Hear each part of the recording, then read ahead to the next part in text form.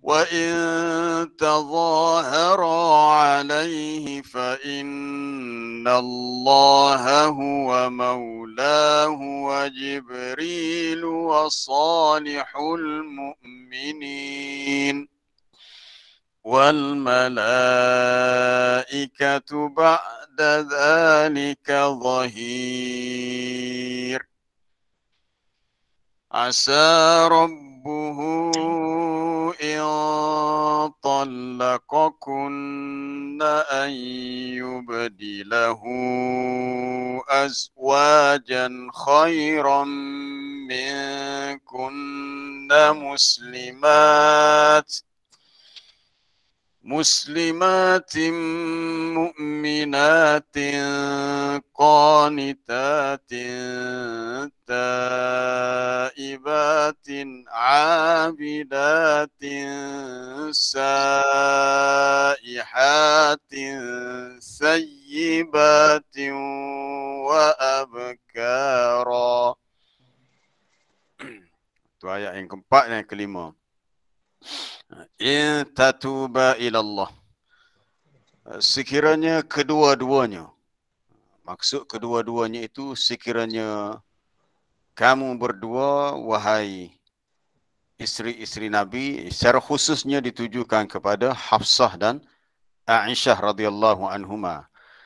Jika kamu berdua bertaubat kepada Allah, maka itulah yang sebaiknya.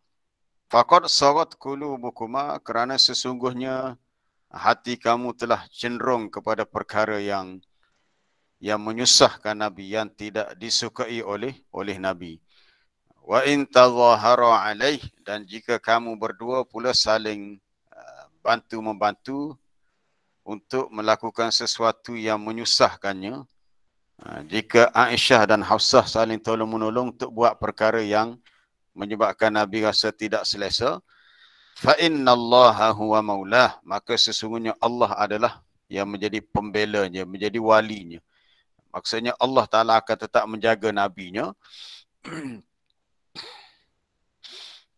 Dan selain daripada itu, termasuklah yang menjaga Nabi adalah Jibril, malaikat Jibril, dan salihul mu'minin, orang-orang yang salih di kalangan mukmin.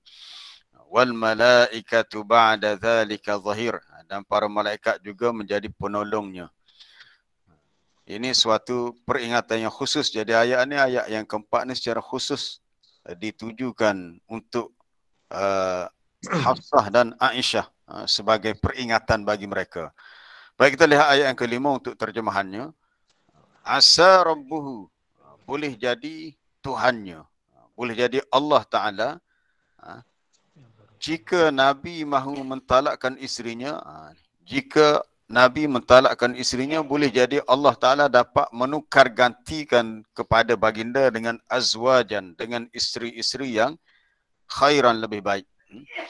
Jadi jumlah dalam ayat ini kalau mudah kita nak faham dalam bahasa Melayu, kita terjemah in talaqakunna dulu. Barulah asa rabbuhu. Tapi dalam ayat ini dimulakan dengan asa rabbuhu. Jika Rasulullah sallallahu alaihi wasallam mentalakkan kamu, maka mudah-mudahan Allah Taala akan menukar gantikan dengan isteri-isteri yang lebih baik. Sama ada muslimat, mukminat, itu sifat-sifatnya, yang muslim, tunduk patuh, yang beriman, yang qanitat, yang kuat melakukan ketaatan beribadat, yang taibat, yang bertaubat, abidat, yang tetap beribadat, saihat, yang berpuasa. Ada satu tafsiran saihat mana saimat, yang berpuasa, atau tafsiran lain mengatakan saihat ni yang berjalan ataupun untuk pergi ke tempat lain bagi tujuan untuk dakwah dan sebagainya lah. Kemudian sayyibatin, sama ada yang sudah janda ataupun abkar, yang masih dara.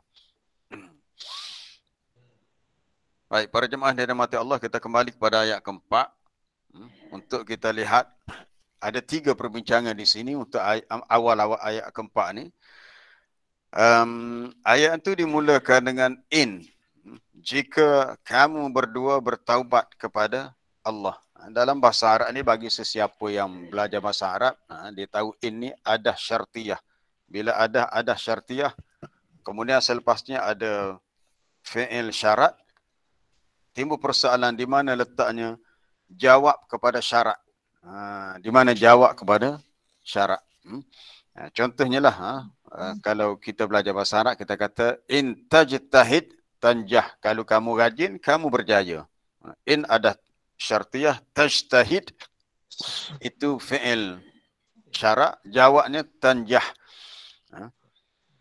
In tatuba, bila in ada syartiyah, maka tatuba, ni dia fi'il mudhari' untuk musanna, untuk dua orang, asalnya tatubani.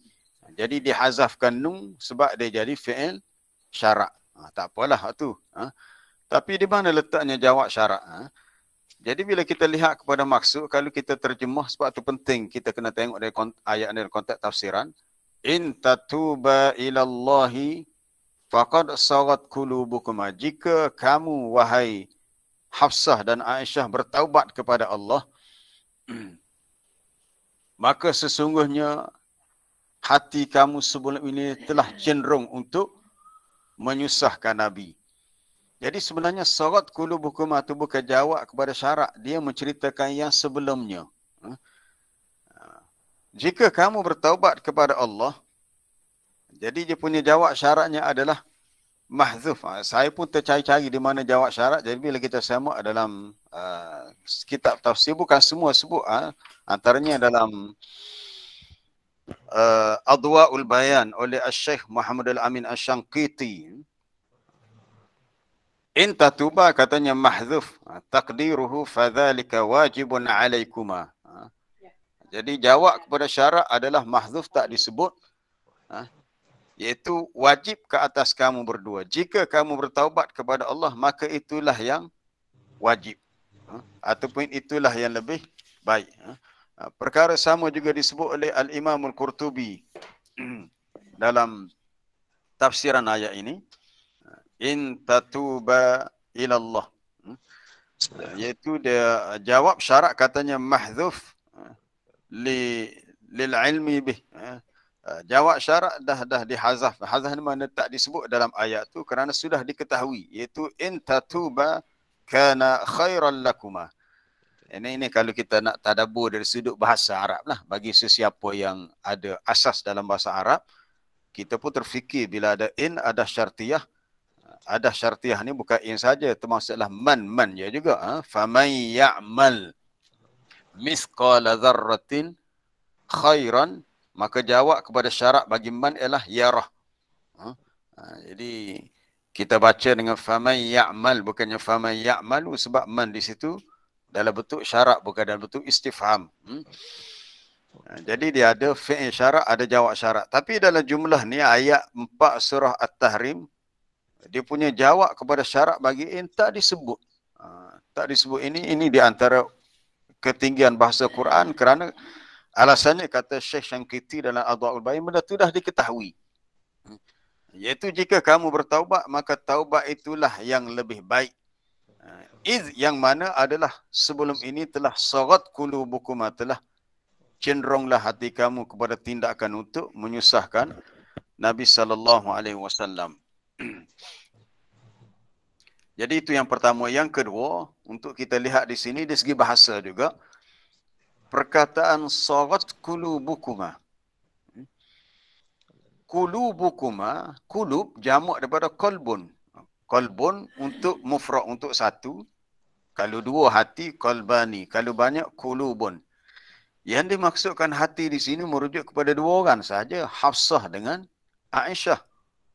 Jadi kenapa ayat itu tidak mari dengan qalbakuma? Jika kamu wahai Hafsah dan Aisyah bertaubat kepada Allah, sesungguhnya sebelum ini telah cenderunglah hati kamu berdua. Bukan hati kamu berdua, hati-hati kamu berdua. Hati itu jamak tu. Sedangkan Aisyah ada sa je hatinya, jantung hati. Hafsah pun ada sa. Tapi di sini disebut dengan jamak. Apa sebabnya?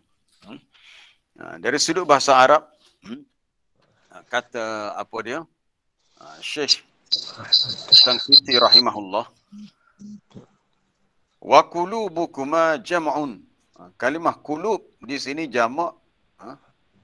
Sedangkan ianya ditujukan lisnataini, dua orang saja, untuk muannas Hafsah dan Aisyah. Faqila li'anna al-ma'na ma'lum. Kerana makna itu sudah diketahui ya, dari segi maknanya kita dah tahu. Hafsah ada satu jantung hati, Aisyah pun satu. Tapi penggunaan jamak itu akhaffu minal musanna idza udhifa.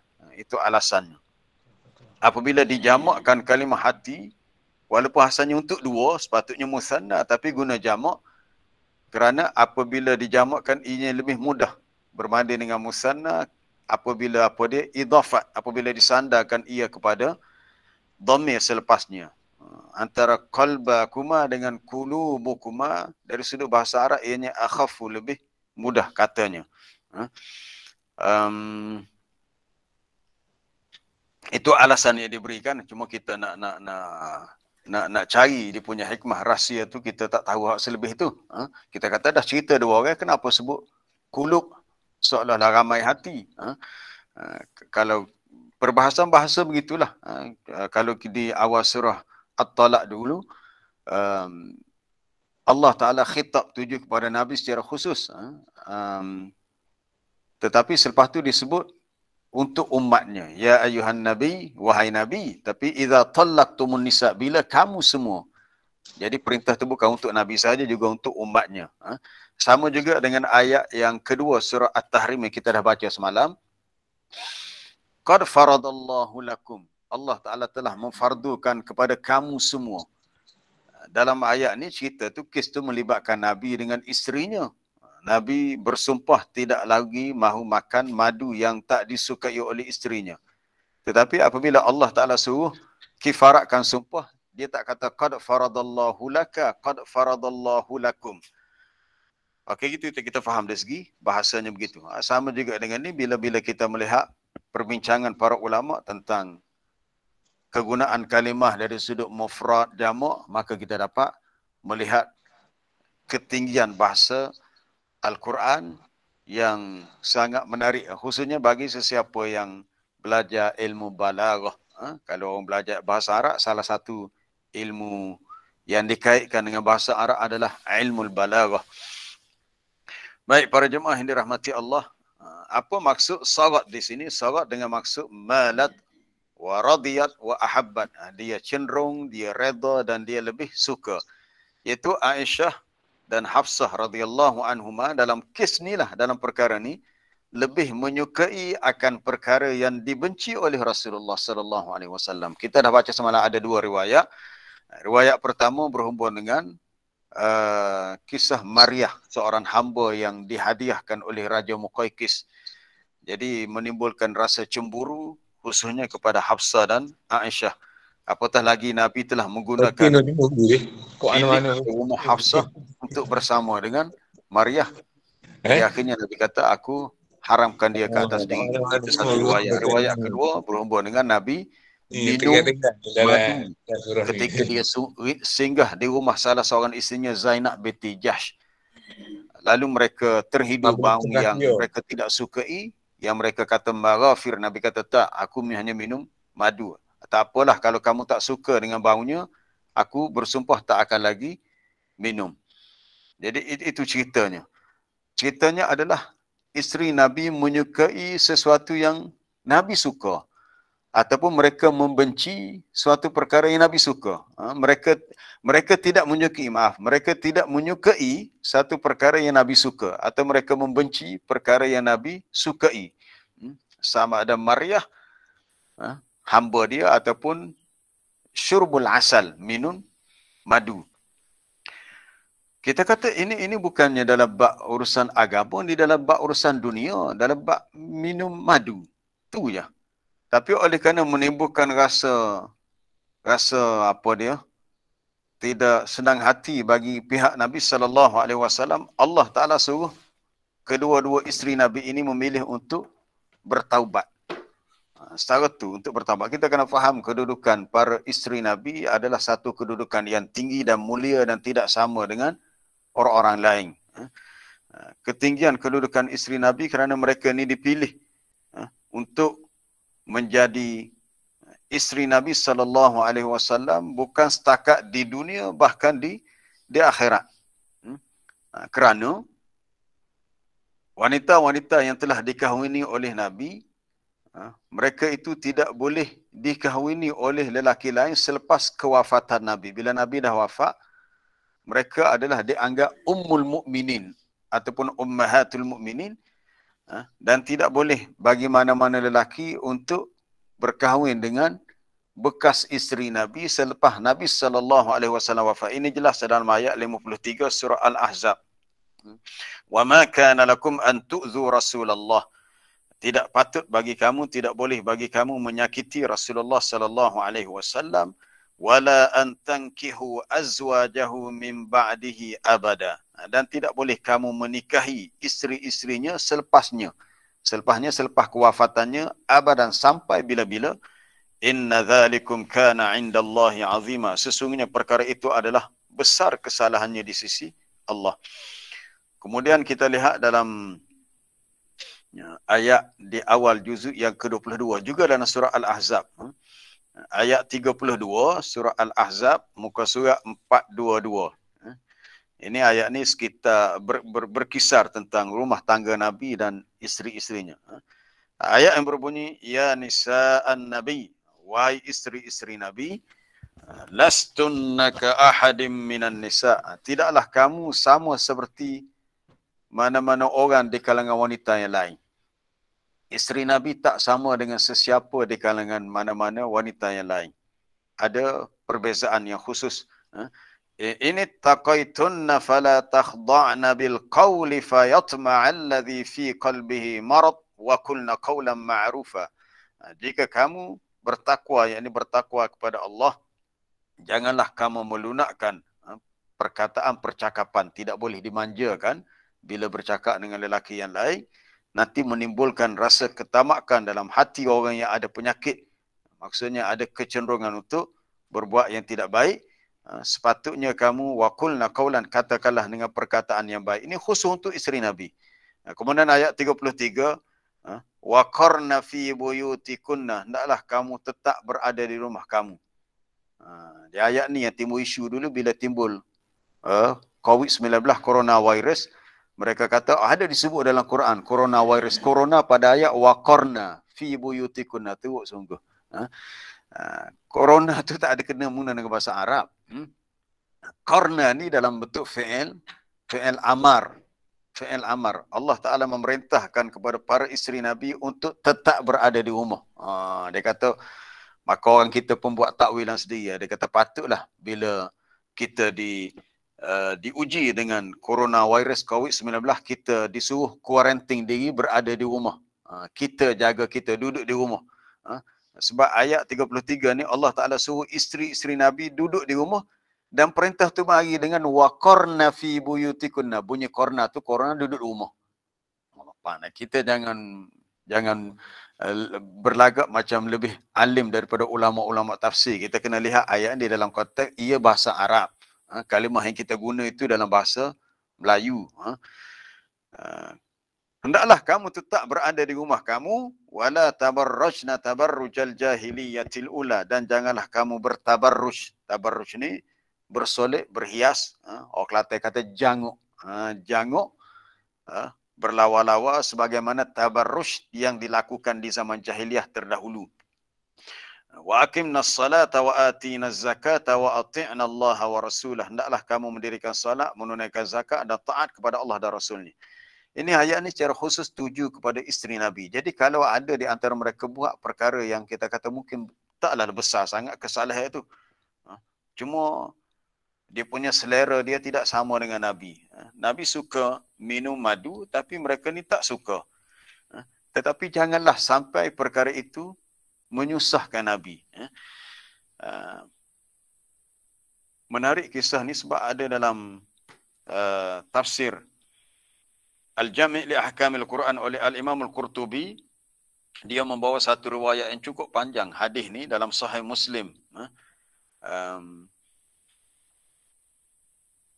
Seolah-olah Nabi merajuk lah. Nabi merajuk dan membawa diri Dalam Sahih Muslim daripada Ibn Abbas beritahu, haddatsani Umar bin Al-Khattab. Umar bin Al-Khattab cerita kepada aku, dia kata apabila Nabi sallallahu alaihi wasallam telah i'tazala nisa'ahu, mengasingkan diri daripada isteri-isterinya. Maknanya Nabi satu ketika Nabi duduk jauh.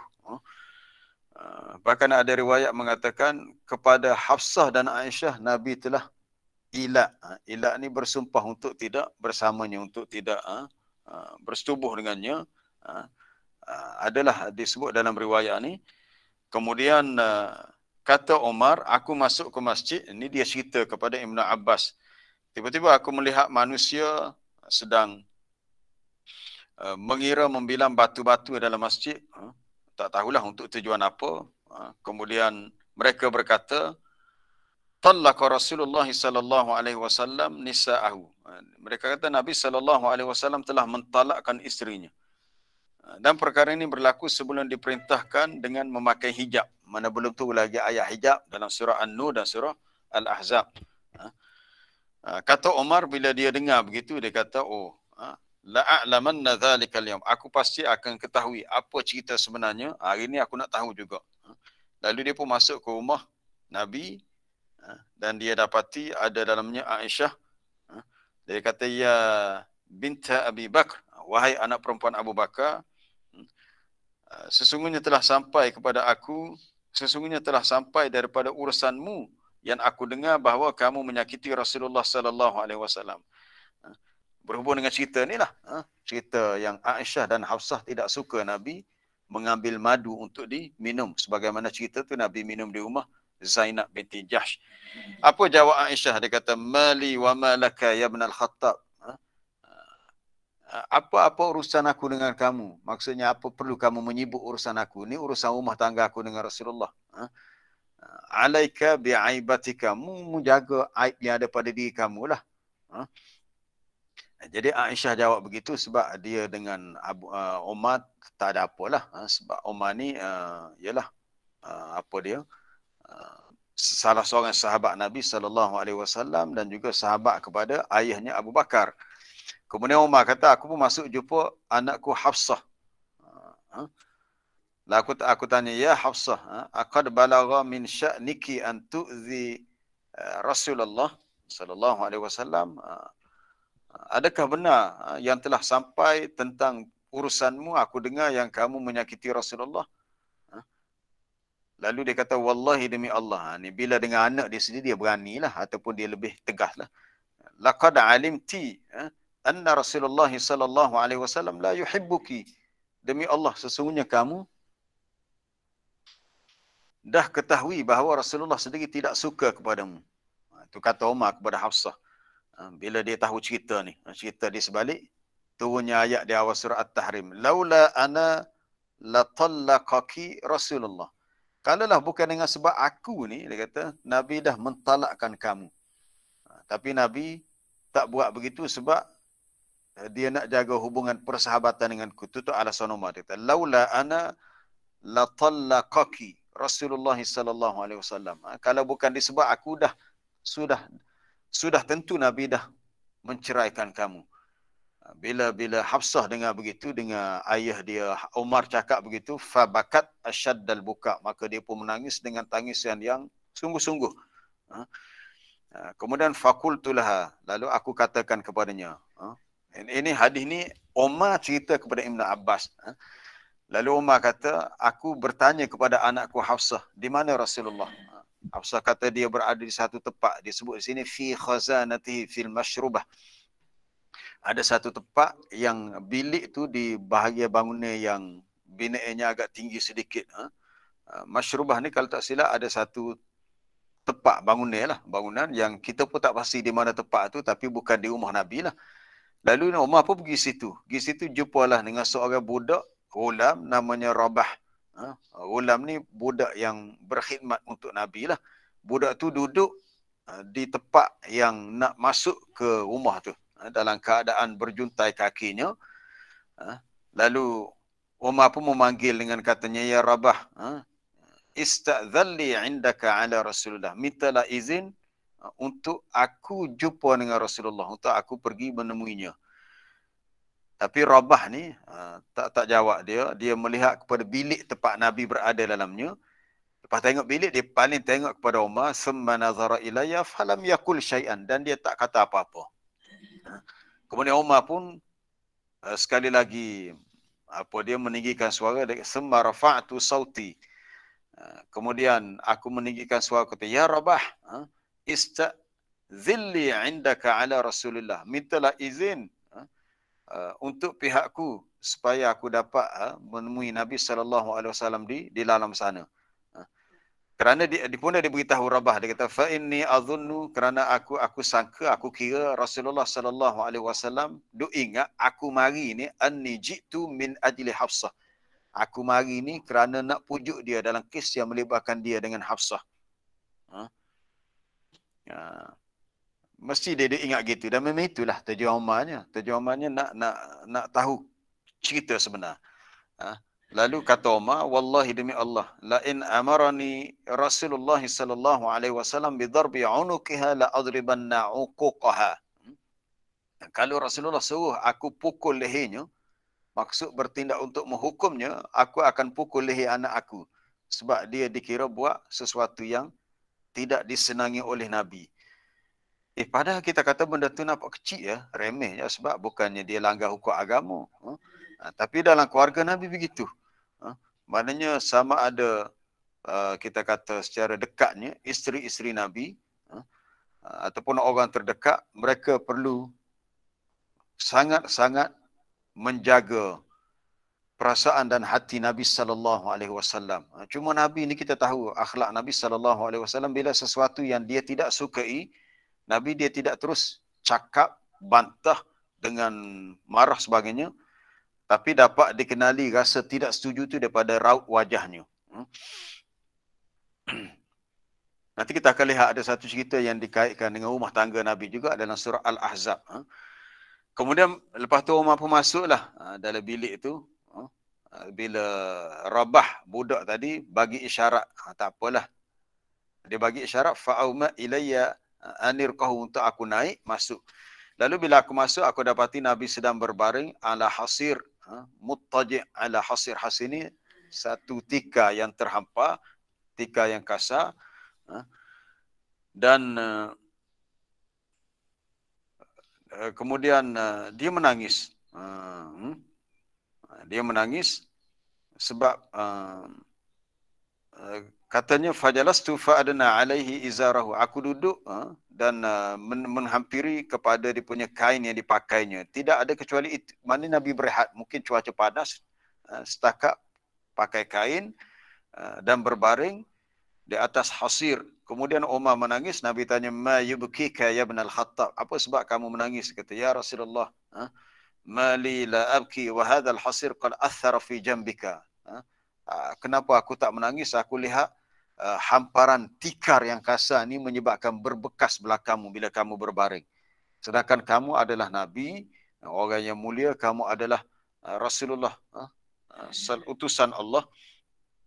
Dan tempat yang kamu duduk ni, wa hadhi khizanatuka la ara fiha illa ma ara. Aku tengok tak ada gapuk, tempat yang kecil yang sebagaimana aku lihatlah. Tapi apa jawab Nabi? Nabi jawab,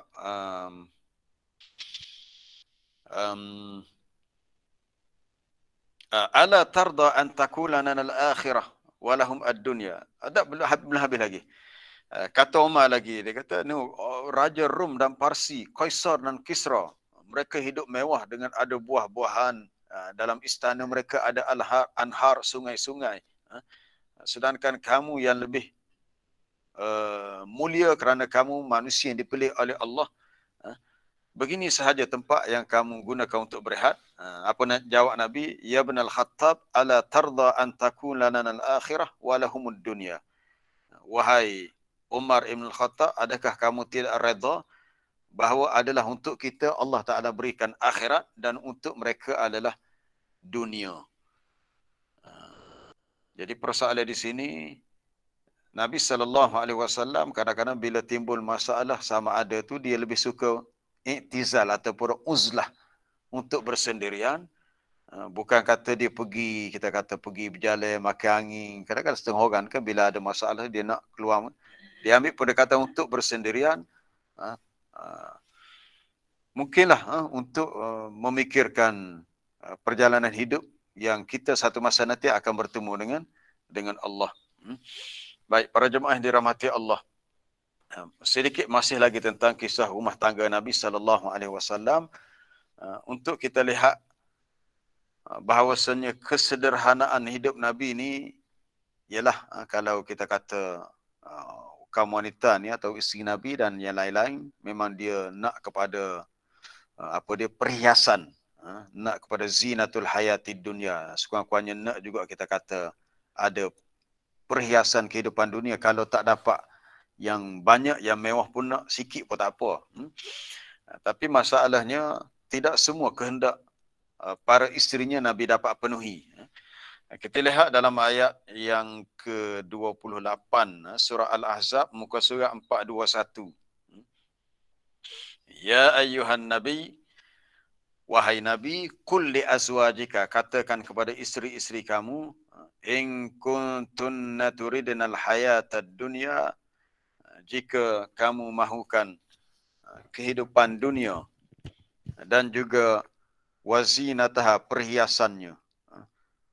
Jika kamu mahukan kepada kehidupan dunia dan perhiasannya, fata'alaina, maka marilah, umatti'kunna wa usarrihkunna sarahan jamila. Aku akan umatti'kunna, berikan kepada kamu mut'ah.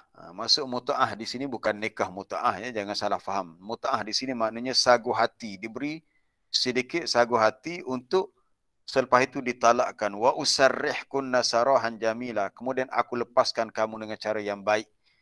Maksudnya jika mereka menekan Nabi, tekan Nabi, nak kau ni, Nabi tak dapat berikan, maka Allah Ta'ala suruh Nabi memberi tawaran, nak bersabar dengan kehidupan yang sebegini atau dipisahkan mereka daripada Nabi. Kemudian ayat berikutnya, wa in kuntunna turidnallaha wa rasulahu, jika kamu mahukan Allah dan Rasulnya serta hari akhirat, fa innallaha a'adda lil muhsinati minkunna ajran 'azima, sesungguhnya Allah Taala telah sediakan bagi wanita-wanita yang berbuat baik di kalangan kamu, di kalangan isteri-isteri Nabi itu dengan ganjaran pahala yang besar. Jadi disebabkan tingginya kedudukan mulianya mereka, mereka kena terima dan kena sabar dengan apa yang ada seadanya. Apa yang ada pada mereka kena terima dengan seadanya. Baik. Saya ambil sikit dalam tafsir Ibn Kathir, dia sebut riwayat tu apa dah ada dinyatakan oleh Imam Qurtubi dalam tafsiran ayat ni.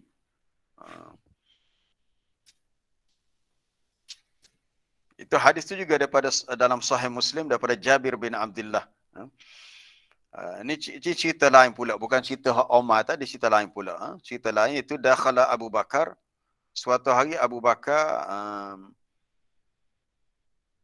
masuk, minta izin untuk masuk jumpa dengan Nabi. Fawajadan nas julusan bibabihi. Kemudian dia pun dapati ramai orang yang duduk dekat pintu rumah Nabi. Lam yu'zal li ahadin, tak diizinkan sesiapa pun masuk. Ini mungkin ada sesuatu telah berlaku di rumah Nabi. Fa'uzina, lalu lepas tu diizinkan kepada Abu Bakar untuk masuk ke rumah Nabi. Fadakhala, dia pun masuklah. Kemudian summa akbala Umar fasta'zana fa'uzina lah. Kemudian tibalah pula Umar pula untuk sampai ke rumah Nabi. Dia pun minta izin untuk masuk, lalu diizinkan. Kemudian bila mereka berdua masuk, mereka dapati Nabi SAW jalisan haulahu nisa'uhu. Nabi duduk dan di keliling dia adalah isteri-isterinya duduk dalam keadaan macam kita kata dalam satu bentuk halaqah bulatan. Nabi duduk tengah.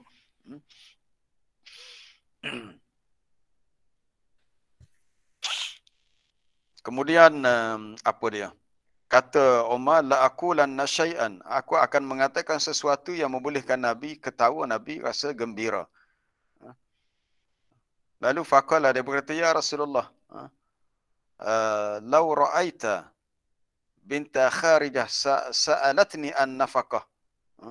Faqumtu ilaiha fawajadtu unuqaha. Ya Rasulullah, kalau engkau melihat anak perempuan kepada Kharijah, ini maksudnya isteri dia lah. Umar kata kalau bini aku sendiri minta kepada aku nafkah, maksudnya minta belanja yang lebih daripada kemampuanku, fawajadtu, mana aku akan nak kata macam mana, fawajadtu unuqaha, macam bukan nak kata cekik, maknanya dia akan bertindak dengan menyatakan bahawa meminta sesuatu yang tidak mampu untuk diberikan oleh suami itu adalah sesuatu yang salah. Tetapi menjadi kewajipan suami untuk memberi nafkah, sebagaimana yang kita baca dalam ayat surah At-Talaq itu, liyunfiq dzu sa'atin min sa'atih, hendaklah seseorang yang mampu untuk beri nafkah mengikut kemampuannya. Jadi bila Umar bersungguh sangat jawab gitu, fadhahika Rasulullah. Rasulullah pun ketawa. Nabi kata, hunna hauli. Mereka semua ni, isteri-isteri aku ada di sekeliling aku. Sebagaimana yang kamu lihat. Mereka semua ni yas'alnani an nafkah. Mereka minta kepada aku nafkah. Kita kata nafkah ni memang wajib lah bagi seorang suami beri kepada isterinya. Maksud nafkah di sini dalam tafsir Ibn Katsir, dalam tafsir Al-Qurtubi, dia hanya sebut matan, dia tak sebut penjelasan apa maksud nafkah di situ.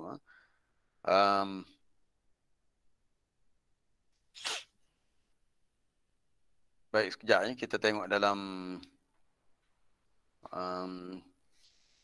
tafsir Ibn Katsir dia ada bawa. Okey, baru jumpa.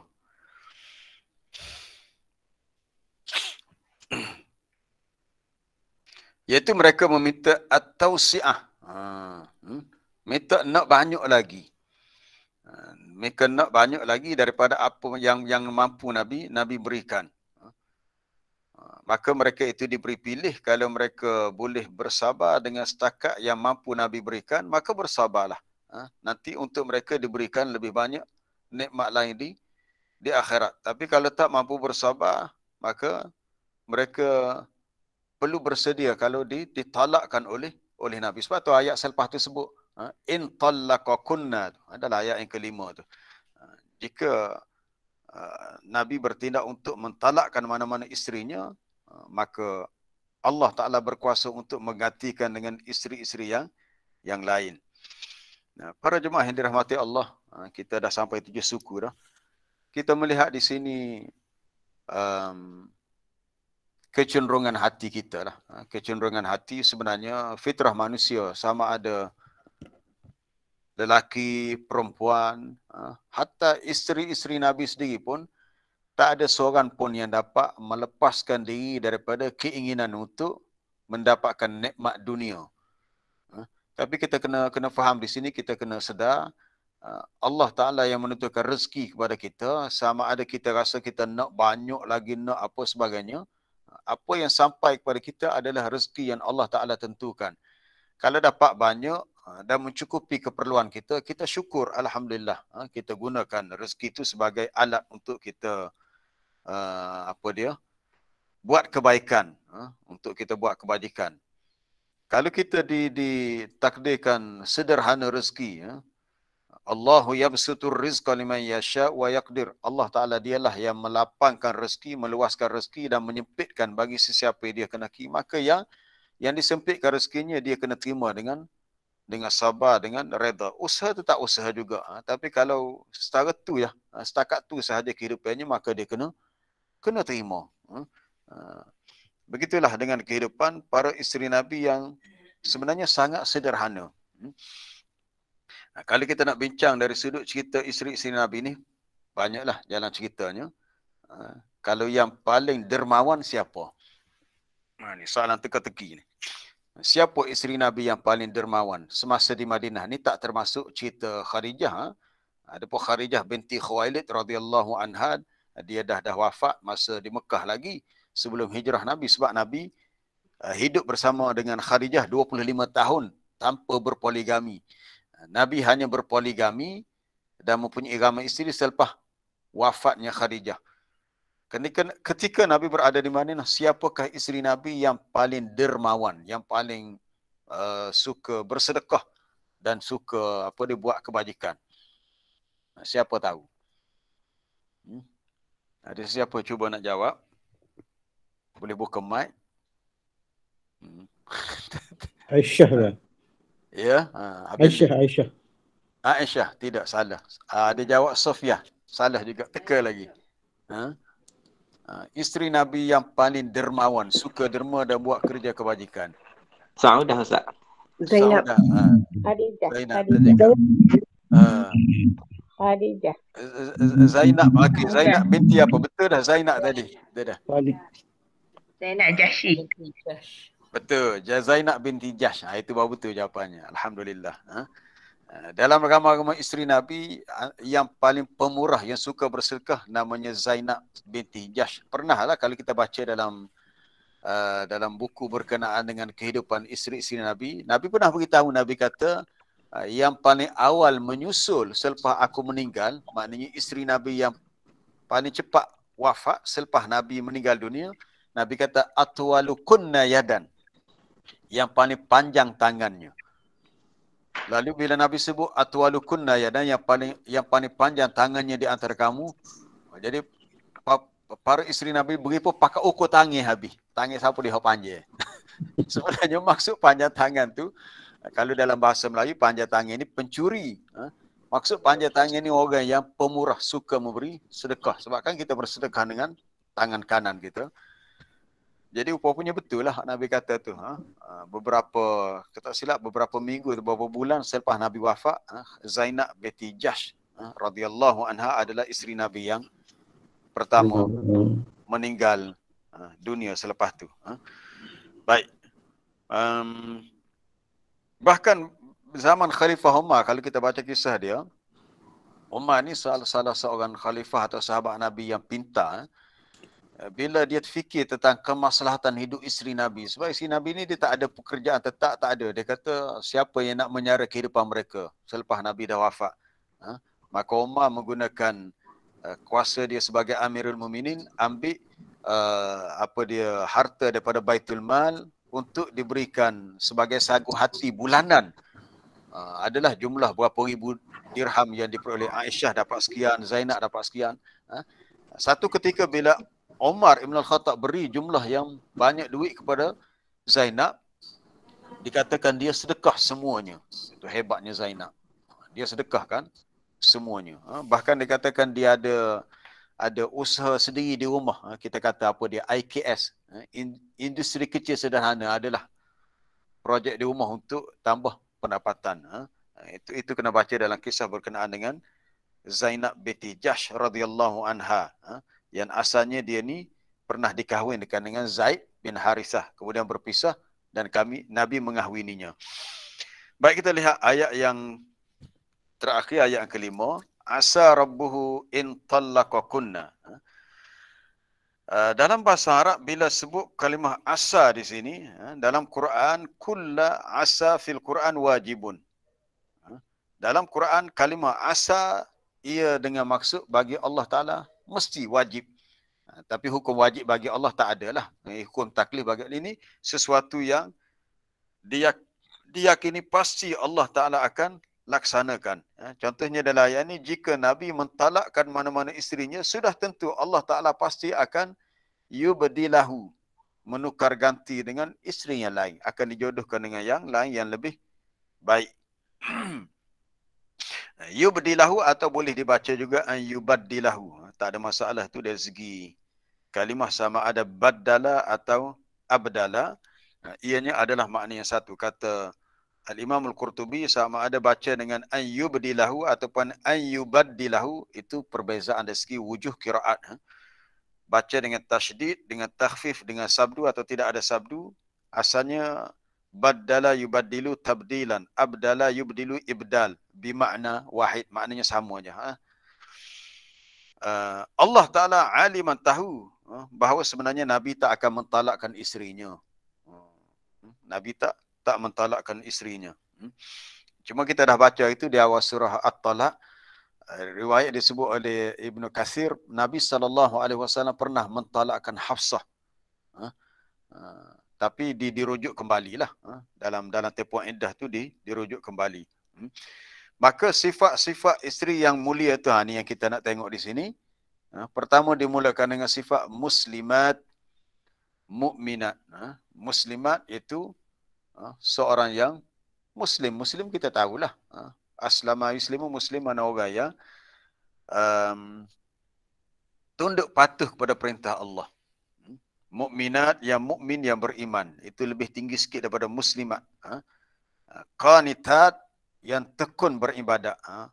Pernah kita bincang dalam grup kita satu hadis tentang kalau seseorang tu baca pada waktu malam, baca berapa?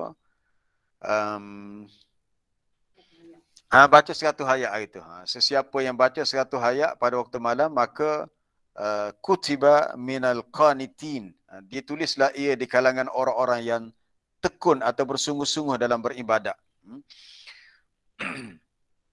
Qanitin, qanitat. Kalau untuk lelakinya qanitin, untuk wanitanya qanitat, yang tekun beribadat.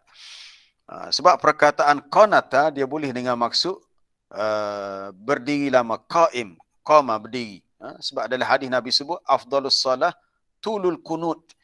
Salat yang paling utama adalah salat yang panjang kunut. Kunut di sini bukan baca kunut. Kalau baca kunut tu kunut dengan maksud doa. Kunut di sini maknanya tulul qiyam. Salat yang lama berdirinya. Salat yang lama berdiri. Daripada qanata yaknutu. Allah Ta'ala memuji Nabi Ibrahim. Inna Ibrahim kana ummatan qanitan lillah. Sesungguhnya Nabi Ibrahim itu seorang ummah. Ummah di sini maknanya imam. Seorang imam, pemimpin yang qanitan, yang tekun beribadat. Kemudian sifat yang keempat, taibat, yang sentiasa bertaubat. Yang sentiasa bertaubat. Kalau kita perhati semua sifat-sifat ni dia mari dalam bentuk isim fa'il. Muslimat tu isim fa'il dalam bentuk sifat musyabbahah. Mukminat pun sama juga. Qanitah isim fa'il, taibat isim fa'il. Isim fa'il bagi satu sifat menyatakan kelaziman bagi sifat tu. Kelaziman sifat tu pada seseorang. Taibat, orang yang bertaubat. Orang yang sentiasa bertaubat. Abidat, yang sentiasa beribadat. Saihat. Sifat saihat. Iaitu orang yang saibat.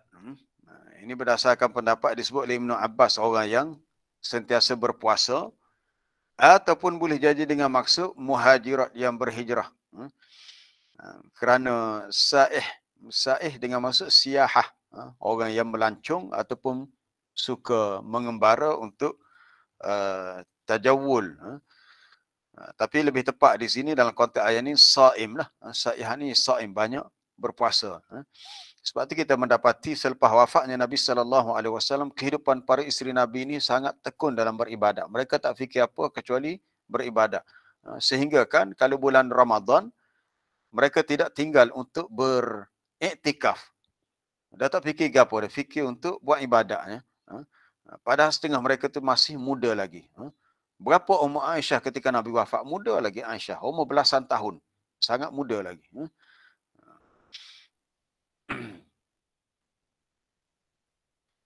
Kemudian sifat berikutnya apa dia? Sayyibatin wa abkar. Sama ada mereka itu adalah sayyibat. Sayyibat ni yang janda ataupun yang telah berkahwin sebelumnya. Wa abkar, ataupun yang masih dara ataupun yang belum berkahwin. Kita melihat sifat-sifat yang mulia pada kaum muslimat ni, dia secara umumnya bukan untuk wanita sajalah. Untuk lelaki pun ada juga. Kita lihat dalam ayat 35, masih dalam surah Al-Ahzab. Hari ini banyak buka surah Al-Ahzab sebab dia ada kaitan dengan cerita rumah tangga Nabi. Setelah Allah Ta'ala menyebut tentang kisah rumah tangga Nabi, iaitu sebelumnya ayat 34, wadhkurna ma yutla fi buyutikunna min ayatillah. Sebutlah, wahai isteri-isteri Nabi, sebutlah, bacakanlah, sebutlah apa yang dibacakan di rumah kamu daripada ayat-ayat Allah dan juga hikmah. Hikmah itu daripada sunnah Nabi. Kemudian Allah Ta'ala menyatakan, innal muslimina wal muslimat wal mu'minina wal mu'minat. Sesungguhnya orang-orang Islam, lelaki dan perempuan, yang beriman lelaki dan perempuan, Al-qanitina wal-qanitat, yang tekun beribadat adalah kita perempuan. Was-sadiqina was-sadiqat, yang benar sama adalah kita perempuan. Yang sabar adalah kita perempuan. Termasuk yang khusyuk adalah kita perempuan, yang bersedekah, yang berpuasa, yang menjaga kehormatan atau menjaga anggota kemaluannya lelaki perempuan. Akhir sekali sifat yang ke-10, wadh-dhakirina Allaha katsiran wadh-dhakirat, orang-orang yang banyak mengingati Allah, sama ada lelaki atau perempuan, maka Allah Ta'ala janjikan bagi mereka maghfiratan wa ajran azima, dengan keampunan dan ganjaran pahala yang besar, iaitu balasan syurga.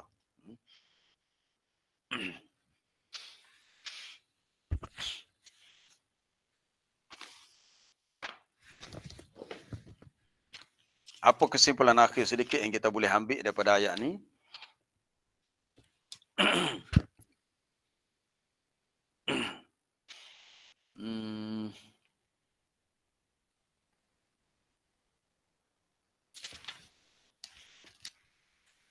Rasanya tak ada dah. Sifat-sifat wanita yang Allah Ta'ala akan gantikan, semuanya adalah yang dikaitkan dengan sifat-sifat yang mulia. Sifat-sifat yang mulia kerana Nabi SAW adalah insan yang paling mulia, maka selayaknya yang menjadi pasangan Nabi adalah perempuan-perempuan yang baik dan mulia. Itu pun dah disebut dalam bab jodoh ni, dalam surah An-Nur. Surah An-Nur. Ayat yang keberapa?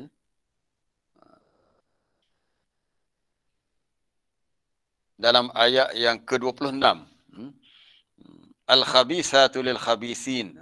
Perempuan-perempuan yang jahat untuk lelaki yang jahat. Wal-khabithuna lil-khabithat. Lelaki yang jahat untuk perempuan yang jahat. Ini dalam bab jodoh. Dalam bab jodoh. Wat-tayyibatu lit-tayyibin. Perempuan-perempuan yang baik untuk lelaki yang baik.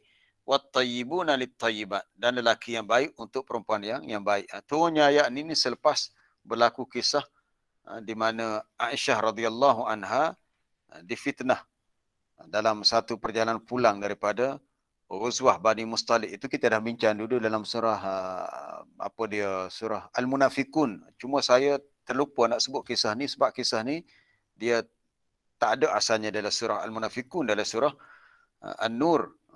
Dan sebab banyak sangat anak-anak cerita itu, terlupa pula pada kisah ni. Jadi akhirnya bila turun ayat ni, Allah Ta'ala nak beritahu Aisyah bersih daripada tuduhan jahat orang-orang munafik kerana dia adalah seorang yang baik, dan suami itu Nabi SAW adalah lelaki yang paling baik. Begitu juga satu lagi ketika Ummu Salamah radhiyallahu anha. Ummu Salamah ni salah seorang isteri Nabi yang janda. Dia janda. Suami asal dia disebut namanya Abu Salamah. Ketika Abu Salamah sakit hendak meninggal dunia, Nabi pergi ziarah. Nabi kata, semoga Allah Ta'ala menggantikan kamu dengan yang lebih baik daripadanya. Kemudian Ummu Salamah jawab apa? Ummu Salamah jawab, ya Rasulullah, aku rasa tak ada lagi lelaki lain yang lebih baik daripada suamiku ini. Maknanya lepas dia meninggal ni, maknanya aku ni tak ada siapa dah lah. Tapi Nabi kata, Nabi mendoakan semoga Allah Ta'ala menggantikan kamu dengan yang lebih baik. Tak lama kemudian Nabi pun masuk meminangnya. Bila dah habis tempoh iddah Ummu Salamah, Nabi meminangnya. Lalu Ummu Salamah pun teringat Nabi sebut hari itu. Nabi kata, semoga Allah Ta'ala menggantikan kamu dengan yang lebih baik daripada suamimu yang dah meninggal ni. Maksud lebih baik itu adalah rupanya Nabi sendiri. Akhirnya Nabi meminang Ummu Salamah. Dan dia menjadi salah seorang isteri Nabi SAW. Wallahu alam. Kita dah sampai 7.30. Ada soalan ke?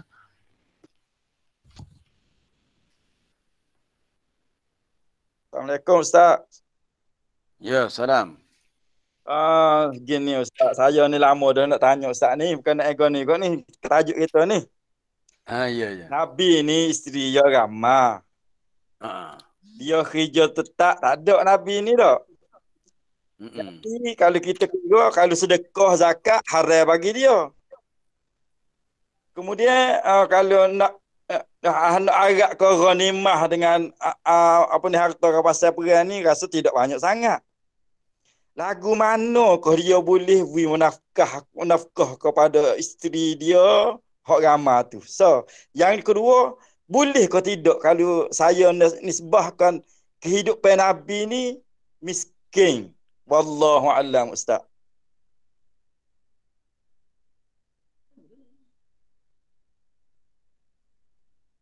Tak bunyi. Tak bunyi, Ustaz. Tak bunyi. Okay, tertekan tadi. Berhubung dengan pendapatan ataupun kita kata sumber pendapatan dalam keluarga Nabi, yang jelasnya Nabi SAW dapat melalui ghanimah. Ghanimah ni banyak sebenarnya. Ghanimah ataupun harta al-fa'i. Itu jelas disebut dalam Quran. Dalam surah apa? Surah Al-Anfal tu. Wa'lamu annama ghanimtum min syai' fa anna lillahi khumusahu walir rasul.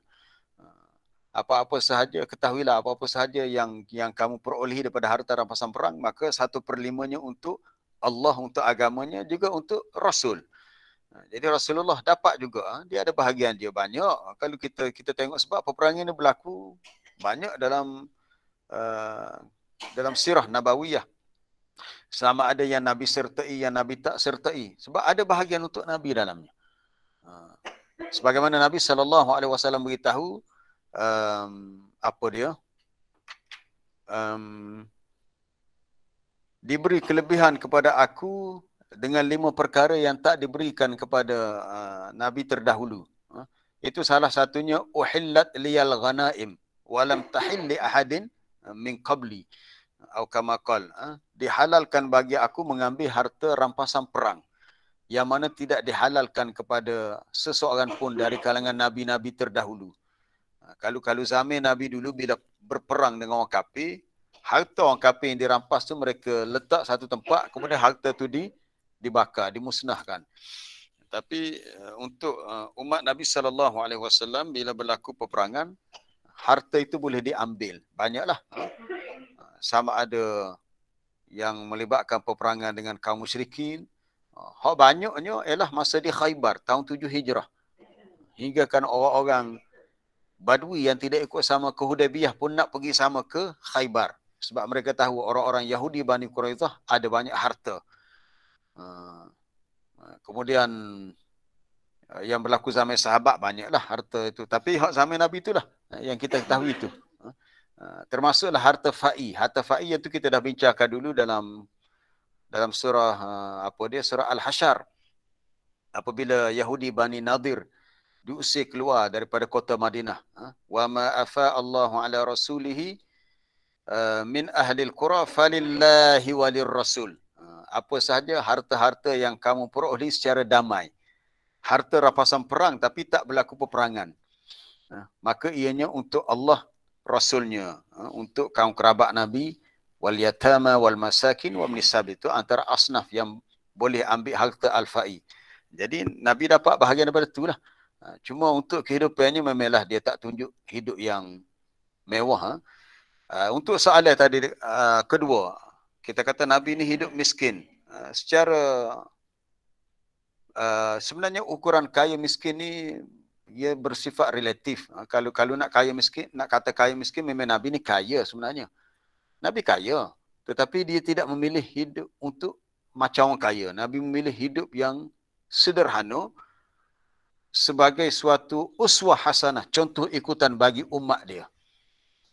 Dengan kedudukan dia sebagai Nabi dan Rasul, sebagai contoh untuk orang lain. Bahkan ada dalam hadis yang Nabi berdoa, Allahumma ahyini miskinan wa amitni miskinan wahsyurni fi zumratil masakin. Ya Allah, hidupkanlah aku sebagai seorang yang miskin, matikanlah aku sebagai seorang yang miskin, dan kumpulkanlah aku bersama dengan golongan orang-orang yang miskin. Adakah miskin ni maksudnya hidup tak langsung, tak ada harta? Para ulama mengatakan miskinan di sini maksudnya kehidupan yang sederhana, mana tidak memiliki apa yang melebihi keperluan kecuali untuk hidup dia dan untuk kepentingan agama. Sebab itu masa Nabi wafat, Nabi meninggal, dia tidak meninggalkan harta kecuali ada seekor bagal, ada sekeping tanah di tanah Fadak. Itu pun timbul isu bila Fatimah radhiyallahu anha menuntut daripada Abu Bakar tanah tu. Padahal Nabi dah beritahu bila dia meninggal, tidak ada harta yang diwarisi. Semuanya adalah dikira sebagai sedekah. Kemudian apa dia? Apa dia lagi? Ada silah, ada senjata, tak pasti senjata tu pedang ke apa. Hak Nabi tinggalkan masa dia wafat tu sahaja. Mana tu bukanlah ada harta yang banyak. Kehidupan Nabi SAW sangat sederhana. Cuma penafsiran miskin tu jangan tengok miskin dari konteks. Kita kata miskin maksudnya hidup sampai kena bergantung kepada orang lain. Bukan begitu. Hidup yang sederhana. Bahkan banyak kita jumpa hadis pernah suatu malam Nabi keluar sebab terlalu lapar, tak ada makanan. Sedih kita baca hadis tu. Akhirnya tunggu keluarlah Abu Bakar. Dia kata dia pun begitu juga malam ni, tak ada makanan, lapar. Omar pun begitu juga. Kemudian mereka menemui seorang lelaki yang boleh pada malam itu menerima mereka sebagai tetamu dan diberi makanan. Akhirnya Nabi beritahu, Nabi kata, makanan yang kita makan malam ini akan menjadi suatu nikmat yang akan disoal di hari kiamat. Panjang cerita tu, boleh buka dalam Riyadhus Salihin. Kemudian Nabi baca ayat, "Tsumma latus'alunna yawma idzin 'anil na'im." Kamu akan ditanya tentang nikmat yang telah diberikan.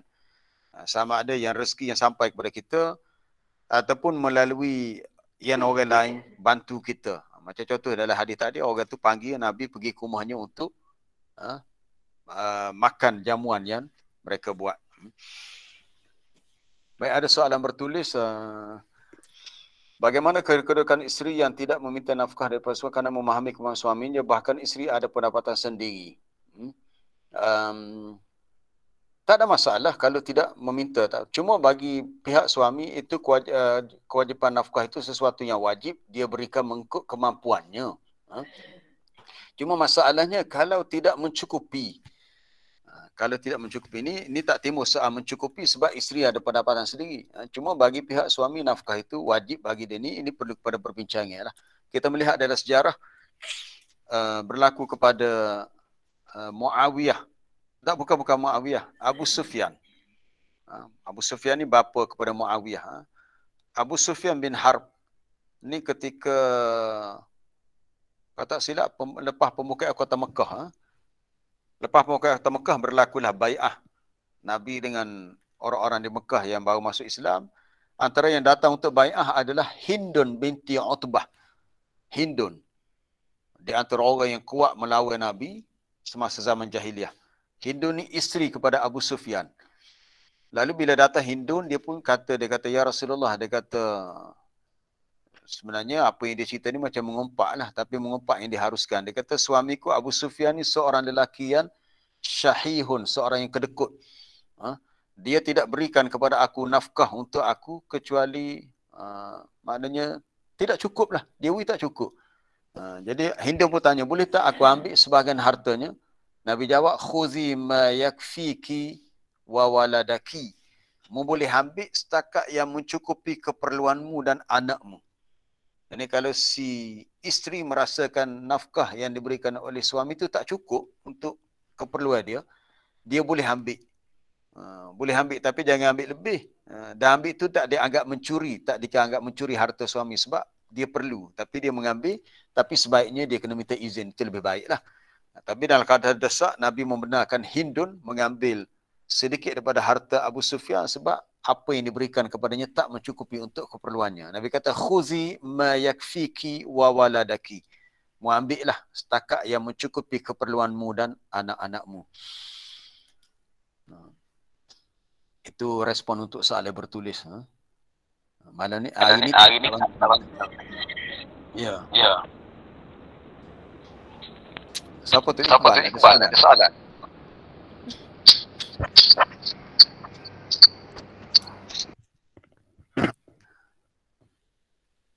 Kita putih setakat ni, insya-Allah kita sambung esok pula lah dengan ayat yang berikutnya berkenaan dengan keperluan kita menjaga diri kita dan keluarga kita untuk selamat dunia dan akhirat. Subhanakallah bihamdika asyhadu an la ilaha illa anta astaghfiruka wa atubu ilaik.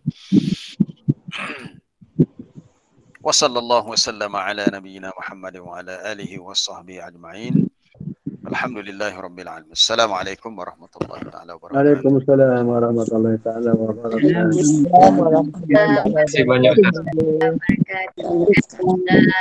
Assalamualaikum. Salam. Allah panjang umur esok. Ya, tak apa, insyaAllah. Terima kasih banyak, Ustaz. Assalamualaikum Ustaz. Jazakallah khairan katsira.